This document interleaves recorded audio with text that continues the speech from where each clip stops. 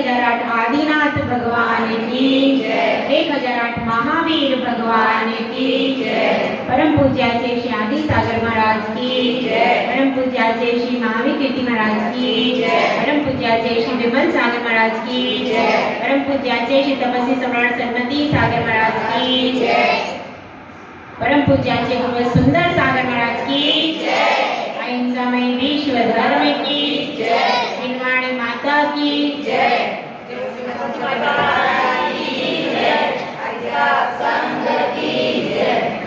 हम सब यहाँ जैन धर्म के मूल सिद्धांत क्या है इसकी चर्चा कर रहे हैं। अब तक हमने जाना कि जैन धर्म के मूल सिद्धांतों में सबसे मुख्य सिद्धांत है अहिंसा। अहिंसा से जैन धर्म प्रारंभ होता है और प्रारंभ से अंत तक हर क्रिया में, हर पद्धति में, हर शैली में अहिंसा इसी प्रकार से रहती है जिस प्रकार से शरीर में आत्मा रहती है। शरीर पे कहीं पर भी छुओ पर संवेदन होता है कि नहीं? चाहे आप सिर को छुइए, चाहे पाँव को छुइए, चाहे हाथ को छूते, हर अवस्था में हमको पता चलता है क्योंकि आत्मा के प्रदेश पूरे शरीर में व्याप्त है। इसी प्रकार से कहते हैं कि धर्म का प्राण क्या है? अहिंसा। अहिंसा धर्म के हर रग रग में प्रवाहित होती है। तो ऐसा वह अहिंसा मुख्य सिद्धांत है। उसके बाद हमने पढ़ा था कि अनेकांत और स्यादवाद भी जिन धर्म के अलावा कहीं पर भी नहीं है। तीसरा सिद्धांत, चौथा सिद्धांत क्या पढ़ा था? वीतरागता। वीतरागता भी कहाँ है? जिन धर्म में ही है और कहीं भी वीतरागी देव नहीं होती। तो यह भी हमारा सिद्धांत है, वीतरागता। फिर सर्वज्ञता के बड़े बड़े दावे किए जाते हैं, लेकिन वास्तविक सर्वज्ञ वही हो सकता है जिसमें वीतरागता हो। बिना वीतरागी हुए कोई सर्वज्ञ नहीं हो सकता। इसीलिए सर्वज्ञ कहाँ है? सर्वज्ञता भी एकमात्र जिन धर्म में ही है। और दूसरी बात अपनी चल रही है हितोपदेशी। तो जो भी धर्म है और जो भी परिवार के लोग हैं वे शरीर के हित का उपदेश देते हैं। विषय भोगों को कैसे प्राप्त करना इसका उपदेश देते हैं, पढ़ाई कैसे करना इसका उपदेश देते हैं, लेकिन आत्मा का कल्याण कैसे करना इसके हित का उपदेश कौन देता है? कौन देता है? एकमात्र जिन धर्म ही ऐसा है जो यह कहता है कि आत्मा का कल्याण करना चाहिए और आत्मा के कल्याण में हित की बात बताने वाला, हित का उपदेश देने वाला अगर कोई है तो जिनेंद्र प्रभु है, साधु है। ठीक है। और अब आपका प्रश्न हो सकता है कि वे तो जिनेंद्र प्रभु हैं, तो आरिका और क्षुल्लक आदि की बात हम क्यों सुने? तो हम सब अपना कुछ लेकर के नहीं आए भाई, यह तो सब जिनेंद्र भगवान की वाणी है, उसी का प्रतिपादन आपके आगे कर रहे हैं। हम अपना कुछ भी नहीं कह रहे। यह तो जिनवाणी है, जिन धर्म के सिद्धांत हैं उनके जैसे वे सिद्धांत हैं उनको वैसा का वैसा प्रस्तुतिकरण आपके सामने रखने का प्रयास कर रहे हैं। तो हमने अब तक जाना और कल भी एक बात जानी थी। कल किस बात के बारे में जाना था हमने, बताइएगा? भगवत्ता। भगवत्ता अगर अब कैसे प्राप्त हो सकती है इस बात को अगर कोई बताता है तो कौन सा धर्म है? जिन धर्म हमें बताता है कि भगवत्ता प्राप्त की जा सकती है। आप केवल भक्त ही नहीं, भक्त तो सभी जगह बन सकते हैं, भक्तों की तो हर जगह लाइन ही लगी है, लेकिन आप भक्त तो बन ही सकते हैं, साथ में भगवान भी बन सकते हैं। तो अब आज आज एक दूसरी चर्चा चलेगी। जो चर्चा आप कई सारे गीतों में, भजनों में कई कई बार आपने सुनी है, वही चर्चा और आपके कानों में बहुत बार आई है, उसी चर्चा को करने का प्रयास किया जाएगा। तो एक भजन बज रहा था, एक भजन दूर कहीं बज रहा था और उसको सुन करके एक मित्र कहता है, देखो यह कितना सुंदर भजन है, इसमें प्रभु की महिमा बताई गई है। आप सबने भी सुना होगा, और कम से कम जो पुराने लोग हैं उन्होंने तो जरूर यह भजन सुना होगा। कौन सा भजन है, सुनाओ, सुनिए भजन। दुनिया बनाने वाले क्या तेरे मन में समाई, तूने काहे को दुनिया बनाई, तूने काहे को दुनिया बनाई, गुपचुप समाशा देखे वाह रे तेरी खुदाई, तूने काहे को दुनिया बनाई। क्या कह रहे हैं, मारने वाला है भगवान, बचाने वाला है भगवान। ये सुना है कब भजन? क्या कह रहे हैं, मारने वाला है भगवान, बचाने वाला है भगवान। और भी एक भजन, तेरे फूलों से भी प्यार, तेरे कांटों से भी प्यार, जो भी देना होगा दे दे सरकार, दुनिया के पालनहार, दुनिया के पालनहार। ये सब भजन आपने सुने, जो पुराने लोग हैं उन्होंने सबने सुने कि नहीं सुने? तो यहाँ पर क्या कह रहे हैं, यहाँ पर कह रहे हैं कि इस दुनिया को किसने बनाया है? एक कोई भगवान है, एक कोई खुदा है, उसने इस दुनिया को बनाया है और उस सृष्टि की रचना उसने की है। इस सब भजनों में क्या कह रहे हैं, यह कह रहे हैं। तो आप सब क्या मानते हो भाई? हाँ, पुरुषों से मेरा प्रश्न है भाई, यहाँ पर कहा जा रहा है इन भजनों में कि भगवान ने दुनिया बनाई, आप सब क्या कहते हो, बनाई है कि नहीं बनाई? पुरुषों से मेरा प्रश्न, महिलाएं नहीं बोलना बोलती। हाँ, पुरुष क्या कहते हैं, इस दुनिया को किसी ने बनाया है या नहीं बनाया? क्या बोलते हैं भाई? ये जो सृष्टि है इतनी हम सबको दिख रही है, पेड़ पौधे हैं, मनुष्य है, ये सब ये किसने बनाया है? किसी ने बनाया है क्या? हाँ कि ना? हाँ, क्या कह रहे हैं, बनाया है? आप क्या बोल रहे हैं, बनाया है कि नहीं? अभी कॉन्सेप्ट क्लियर नहीं। चलो हम कोशिश करेंगे आपके कॉन्सेप्ट को क्लियर करने की बात। क्या कह रहे हैं कि इस दुनिया को किसी ने बनाया है और ये प्रभु की महिमा है, प्रभु की लीला है भाई। प्रभु ने लीला में सृष्टि की रचना कर दी, ऐसा कहते हैं कि सृष्टि की रचना गॉड ने की है। और कोई कहता है कि सृष्टि की रचना किसने की है, ब्रह्मा ने की है। कोई कह रहा है कि अल्लाह ने की, अल्लाह पाक का सारा है सब खेल। तो ये खेल किसका है? क्या ये वास्तव में किसी का खेल है या नहीं? इस चीज को हमें समझना है। वास्तव में जिन धर्म कहता है, क्या कहता है? जिन धर्म तो यह कहता है कि यह सृष्टि अनादि निधन है, इसको किसी ने बनाया, इसको किसी को बनाने की जरूरत ही नहीं है, क्योंकि द्रव्य संग्रह में आया है, पुग्गल कम्मा दीनम कर्ता व्यवहार दो निश्चयदु चेदन कम्मा नादा शुद्ध नया शुद्ध भावा। क्या मतलब? यह जीव स्वयं अपने पुद्गल कर्मों का करता है, कोई भी इसको बनाने वाला। जैसे कर्म इसके होते हैं उसके अनुसार यह अगली आयु में, अगली गति में चला जाता है। और यह मनुष्य कब से है?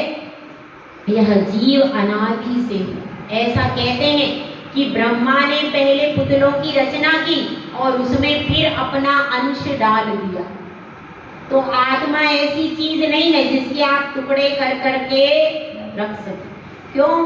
क्योंकि टुकड़े उसके होते हैं जो पुद्गल हो। अब इस टेबल के टुकड़े कर सकते हैं कि नहीं? आकाश के टुकड़े हो सकते हैं क्या भाई? नहीं, वह अखंड है, उसके टुकड़े। इसी तरह से आत्मा भी अमूर्तिक है, ये तो सब लोग जानते हैं। गीता में भी आता है कि इस आत्मा को कोई गला नहीं सकता, इस आत्मा को कोई जला नहीं सकता, और इस आत्मा ऐसी है कि इसको कोई सुखा नहीं सकता।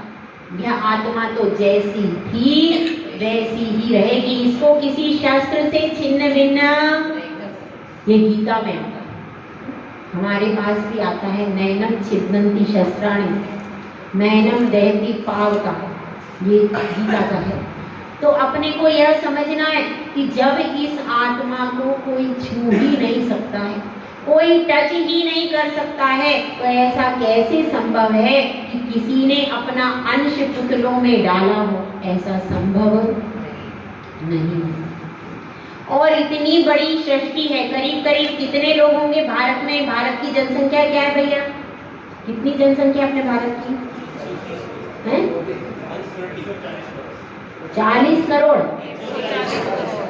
140 करोड़। आप स्वयं सोचिए, क्या कोई एक होल्डर ऐसा हो सकता है जो हर समय देखे और हर समय उन 140 करोड़ का संचालन करता रहे? किसको, किसी को अच्छा देना है, किसी को मारे, किसी को जिलाए, किसी का अच्छा करे, किसी का बुरा करे? क्या संभव है? क्या पॉसिबल है? क्या नहीं, संभव ही नहीं है। इसीलिए यह जो द्रव्य संग्रह में आया है, पुग्गल कम्मादिना, हम अपने कर्मों का फल ही भोगते हैं। हमको कर्मों का फल भोगने के लिए कोई दूसरी चीज की जरूरत नहीं, किसी प्रभु की जरूरत नहीं है। हम स्वयं यदि किसी के गाल पर आज चांटा मारेंगे, कल क्या होगा? कल क्या होगा? वह आकर के तुरंत नहीं तो कभी ना कभी हमारे प्रति बैर भाव करेगा। भले ही वो चांटा ना मार पाए, लेकिन किसी ना किसी रूप में आपका विरोध कभी ना कभी जरूर करेगा। तो क्यों किया? कि आपने पहले उसको चांटा मारा। तो सृष्टि की रचना किसी ने नहीं की है। सृष्टि अनादि निधन है। ये सब नंदीश्वर जी, जैसे हमने सुबह आपको बताया, भवनवासी, व्यंतर, ज्योतिषी, वैमानिक, इनमें सब में अकत्रित चैत्यालय है। तो यह सारी रचना किसने की? कहाँ कहाँ तक आप रचना करोगे बताओ? वनस्पति में कितने भेद हैं, एक एक पेड़ पौधे में आप देखिए कितने भेद हैं। 28 लाख वनस्पति, उसके भेद हैं। 84 लाख योनियां, एक जीव की इतनी योनियां, कहाँ तक कोई मैनेजमेंट बिठाएगा? बिठा सकता है क्या भैया? संभव ही नहीं है। यह तो हर जीव अपना अपना मैनेजमेंट खुद तो बिठा सकता है, ये बात तो गले से उतर जाएगी कि भाई अपना अपना मैनेजमेंट खुद एक व्यक्ति कर सकता है। एक घर में 4 बच्चे रहते तो भी पिता उनको हर क्षण देख नहीं पाता, देख पाता है तो माता भी घर में रहती है, स्कूल भेजती है तो नहीं देख पाती, नहीं मैनेज कर पाती। स्कूल में भी जाकर के वो किसी को मार के आता है, बुरा काम करके आता है। तो हमारी सबकी अपनी अपनी जिम्मेदारी है। कैसे हैं हम सब? जिम्मेदारी हमारी अपनी है। हम स्वयं कर्म करते हैं और उसका फल भोगते हैं, उसी के अनुसार सारी सृष्टि। यदि हम अच्छे कर्म करेंगे तो क्या होगा? तो हमें ऊंची गति, ऊंची पर्याय मिल जाएगी। और मायाचारी करेंगे, दूसरों को ठगेंगे, गलत काम करेंगे तो फिर जैसे कर्म करेंगे उसी के अनुसार हमारी गति होगी। तो ऐसा नहीं हो सकता। यदि भगवान है मारने वाला तो क्या कोई प्रभु अच्छा होना चाहिए कि बुरा होना चाहिए? अपना कोई गॉड है, अपना कोई ब्रह्मा है तो अच्छा होना चाहिए कि बुरा होना चाहिए? अच्छा ही होना चाहिए। क्या वो किसी को मार सकता है क्या भाई? तो फिर अगर उसने बनाया तो सबको एक सा क्यों नहीं बनाया? उसने दुर्जन को क्यों बनाया जब उसको संहार करना पड़े? तो बताइए, जब उसको संहार करने में मजा आ रहा है क्या भाई? दुर्जन को क्यों बनाया उसने? जब उसने सृष्टि की रचना उसी ने की ना, तो फिर सबको सुंदर, सबको योग्य, सबको अमीर क्यों नहीं बनाया? तो फिर कहेंगे कि सब अपने अपने कर्म का फल भोग रहे, तो कर्म का फल पहले भी भोग जाते, तुम्हारे बनाने की जरूरत क्या थी? सोचने की बात है। बिना सोचे समझे हम बहुत सारी चीजों को लेकर के चलते हैं। हमें अपनी आंखों को खोलने की जरूरत है कि कोई भी व्यक्ति कितना ही हो, अपने घर में भी 4 व्यक्तियों का मैनेजमेंट हम नहीं कर पाते। अपने घर में कर पाते क्या अपन? नहीं कर पाते। कितने बच्चे होते हैं? 2 बच्चे भी हैं तो भी यदि पिता थोड़ी सी भी बहुत सावधानी से रखता है, बहुत अच्छे से रखता है, तो भी बच्चा बिगड़ जाता। जरूरी नहीं कि वो बच्चा सही लाइन पर जाए। तो यह सोचिए, इतने सारे सृष्टि के रचयिता एक व्यक्ति कैसे हो सकता है और वो सबको कैसे संभाल सकता है? संभव ही नहीं है। ऐसा नहीं हो सकता कि भगवान हमारे लिए मार रहा है, भगवान हमारे लिए बचा रहा। अरे जब वो बचा रहा है तो उसने मारा क्यों? बताइए, है ना? उसको बनाना होता, सबको सुंदर स्वस्थ बनाता, सज्जन ही बनाता, दुर्जन क्यों बनाया कि संहार करना पड़ रहा है? विचार कीजिए। इस सृष्टि की रचना, हाँ, सृष्टि जो है वो क्या है? सृष्टि वास्तव में 2 ही प्रकार की चीजें हैं इस सृष्टि में। कौन सी है 2? जीव और पुद्गल। कौन सी 2 चीजें हैं? जीव और पुद्गल, 2 ही चीजें इस पूरी सृष्टि में, इसके अलावा तीसरी चीज नहीं है। तो जीव तो अपने पाप पुण्य का फल भोग रहा है और पुद्गल में अपने आप शरण मरण होता ही रहता है, और जीव स्वयं पुद्गल की रचना कर लेता है। वे टेबल किसने बनाई? भगवान ने बनाई। किसने बनाई? जीव ने बनाई। तो जीव स्वयं पुद्गल का मैनेजमेंट कर लेता है, उसके लिए भगवान की जरूरत, और जीव स्वयं शुभ अशुभ कर्म करके अपना भी मैनेजमेंट कर लेता है, उसके लिए भी जरूरत नहीं। तो सृष्टि की रचना और जो अकृत्रिम जिनालय है उनकी रचना किसने की? वो तो अनादिकाल से ही है, अनादिकाल से है, और वैसे के वैसे रहे आए। क्योंकि हम भी पुराणों में पढ़ते हैं नंदीश्वर द्वीप तो आज का बनाया हुआ नहीं। तो इसको हमको समझना है। सबसे पहले अपना कॉन्सेप्ट यह क्लियर कीजिए कि सृष्टि का रचयिता कोई भी नहीं। यहाँ पर 84 लाख योनियों में भटकता हुआ जो जीव है वह स्वयं अपने कर्मों का कर्ता धर्ता है, और उसके साथ में उसके परिवार वाले आदि आपस में होता रहता है। किसी का वह बुरा कर देता है तो सामने वाला उसका बुरा, किसी का वह अच्छा करता है तो सामने वाला उसका अच्छा, यानी जीवों के अपने समूह में ही बैर और मित्रता आपस में ही चलती रहती है। ऐसा नहीं है कि ऊपर से कोई भगवान कुछ करता है। इसीलिए कहा जाता है सामायिक पाठ में, किया गया जो कर्म पूर्व में स्वयं जीव द्वारा, उसका ही फल मिले शुभाशुभ, अन्य नहीं चारा। औरों के कारण यदि प्राणी सुख दुख को पाता, तो निज कर्म अवश्य स्वयं ही निष्फल हो जाता। अगर दूसरों के कारण हम अपने कर्मों को पा रहे हैं, कर्मों के फल को भोग रहे हैं, तो प्रश्न यह है कि जो हमने कर्म किया उसका फल कौन भोगेगा? अगर हम दूसरों के द्वारा किए गए कर्म का फल आज भोग रहे हैं, तो हम जो कर्म आज कर रहे हैं उसका फल कौन भोगेगा? इसलिए सब अपने अपने कर्मों के अनुसार सबकी प्रवृत्ति हो रही है। सृष्टि का रचयिता कोई भी, समझ में आया बच्चों को? सृष्टि का रचयिता कौन है? कोई भी। यह जो बात कही जाती है कि किसी की रचना है, यह बात कैसी है? मिथ्या कल्पना है, जो कि आप किसी भी तरीके से सोचेंगे तो घटित होने वाली नहीं। इसीलिए कहते हैं कि अगर हम अपनी गलती के जिम्मेदार हैं तो अपनी गलती को सुधार, और यदि कोई दूसरा सुधार रहा है हमको तो फिर हमारे कर्म कहाँ जाएंगे? यह भी प्रश्न है। तो इसलिए सबसे पहले अकर्तावाद, सृष्टि की रचना किसी ने भी नहीं की, यह हमारे जैनिज्म में आता है। और नमोकार मंत्र भी अनादि निधन है। अनादि निधन मतलब अनादि काल से चला आया नमोकार मंत्र, और कभी भी समाप्त नहीं होगा। और इसी प्रकार से सृष्टि की रचना भी अनादि काल से ऐसी ही सृष्टि है, इसमें क्षरण हो जाता है, छोटा बड़ापन हो जाता है अपने आप। जैसे कि अब 500 धनुष के आदिनाथ भगवान थे तो उनका मकान कितना बड़ा होगा? बड़ा होगा। उस समय पर्वत भी बड़े बड़े होते थे, अभी विदेश क्षेत्र में कितने बड़े बड़े सब।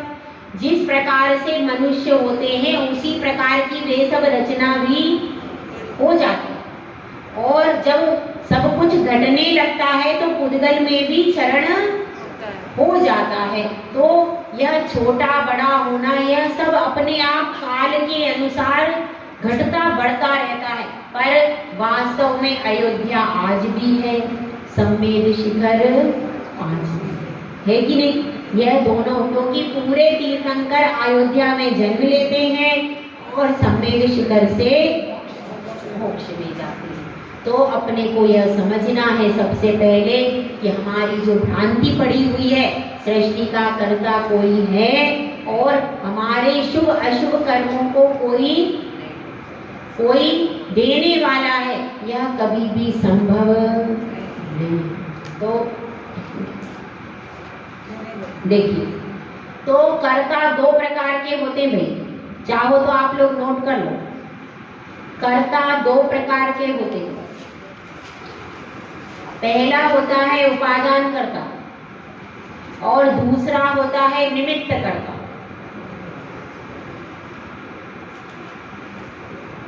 जो लोग लिख सकते हैं वो लिख लें या समझ लें, दो ही चीजें, ज्यादा कुछ नहीं है। पहला क्या है? उपादान कर्ता, और दूसरा क्या है? निमित्त कर्ता। तो पहली बात तो यह क्लियर हो गई कि सृष्टि का कर्ता तो कोई भी नहीं। फिर प्रश्न यह उठता है कि हम भगवान के पास जाकर के प्रार्थना करते हैं, मोक्ष के लिए भी बोलते हैं, जन्म जरा मृत्यु विनाशनाय जलम निरुपामिति, जन्म जरा और मृत्यु के विनाश के लिए। तो क्या भगवान जन्म जरा मृत्यु का विनाश हमारा कर देंगे क्या? कर देंगे क्या भाई? अष्टकर्म दहनाय धूपम निरुपामिति है, तो क्या भगवान वो 8 कर्मों का दहन कर देंगे क्या? कर देंगे क्या? यही बात मैं आपको बता रही कि हमारे भगवान जो हैं, उपादान और निमित्त को समझ लीजिए। ठीक है, थोड़ा सा कठिन हो जाएगा, फिर कल और उसको ले लेंगे। यह भी हमारा सिद्धांत है, हमारा है 5 समवाय का सिद्धांत।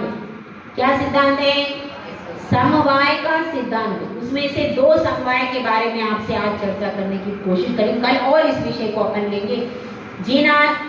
जिनागम में यह बताया है, जब 5 चीजें एक साथ मिल जाती हैं तब कार्य की सिद्धि होती है। उसको क्या कहते हैं? समवाय। यानी समान रूप से 5 चीजें मिलती हैं तब किसी कार्य की सिद्धि होती है। कौन सा सिद्धांत है? समवाय सिद्धांत, जिन धर्म का। यह भी जिन धर्म में ही आता है। क्या? समवाय का सिद्धांत। तो इसके बारे में बात कर रही हूँ। इसमें 2 समवाय की बात हो रही है, उपादान और निमित्त। उपादान क्या है? स्वयं की योग्यता। स्वयं यानी अब आप में योग्यता है क्या? भोजन बनाने की, है कि नहीं? है कि नहीं? भोजन बनाने की योग्यता किसमें है? आप में है। यदि आपको भोजन बनाना आता ही नहीं है तो आप बना लोगे क्या? ऐसी भी कुछ हो जाती हैं महिलाएं या बच्चियां, उनको पूरा सिखा देते हैं, सब कुछ पढ़ा लिखा दिया, लेकिन भोजन बनाना सिखाया। अब उसको रसोई में छोड़ दीजिए, बना लेगी क्या वो?